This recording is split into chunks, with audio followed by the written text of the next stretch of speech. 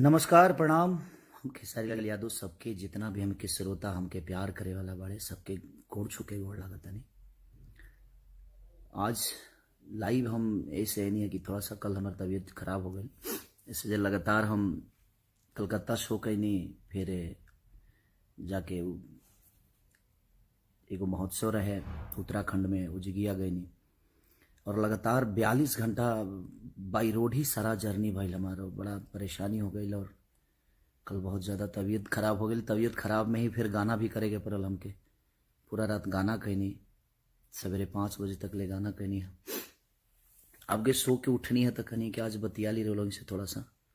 दिल से thank you रहो सबके की रहो लोग जौन हमार गाना इरलादी शक्ति से बदल गली काजल। बहुत प्यार वो लोग देहनी, 2 रुपया के देता नहीं। आज इंगल से एगो गाना छूटल बा हमार, बतार 10 रुपये में पागल बा। तो ऐसे ही प्यार और आशीर्वाद वो लोग हमेशा बनौले रही। लेकिन कहे से कि कलकत्ता गनी बड़ा इतना भीड़ हो गई कि कार्यक्रम बड़ा कम हो पावल। और अब हम जले 2-3 घंटा गाई लेना तब तक ले हमके खुद ही संतुष्टि ना मिले। हम चाहिए जितना से ज्यादा रुआ सबके बीच में रह के रुआ सबके मनोरंजन करा सकी, कोशिश यही रहेला हमार। और वही स्थिति भइल उत्तराखंड में भी।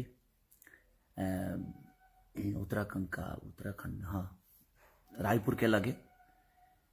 और महोत्सव में भी ऐसा ही भइल कि ज़्यादा से ज़्यादा गा ना पौनी हम। ऐसे जी बहुत ज़्यादा भीड़ हो गई हो जिया, 1.5 से 2 लाख पब्लिक हो गई, जबकि गांव लौकते ना रहे, खाली भीड़े लौकते है।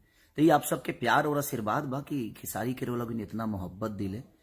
और आज खास बात ही बा कि आज के दिन हम कहती खुशी की बात नहीं खे, गर्लफ्रेंड बॉयफ्रेंड के मिले के बात नहीं खे, हंसी मस्ती के बात नहीं खे। आज के दिन तो हमनी के दुख के घड़ी बा। आज वैलेंटाइन डे हो सकेला, जरा समझ में ना आवत होके ओकरा खातिर बहुत बड़ा सेलिब्रेशन बा, लेकिन बट ना, आज के दिन हमनी के अपने देश के जवानन के खोले रहनी जा।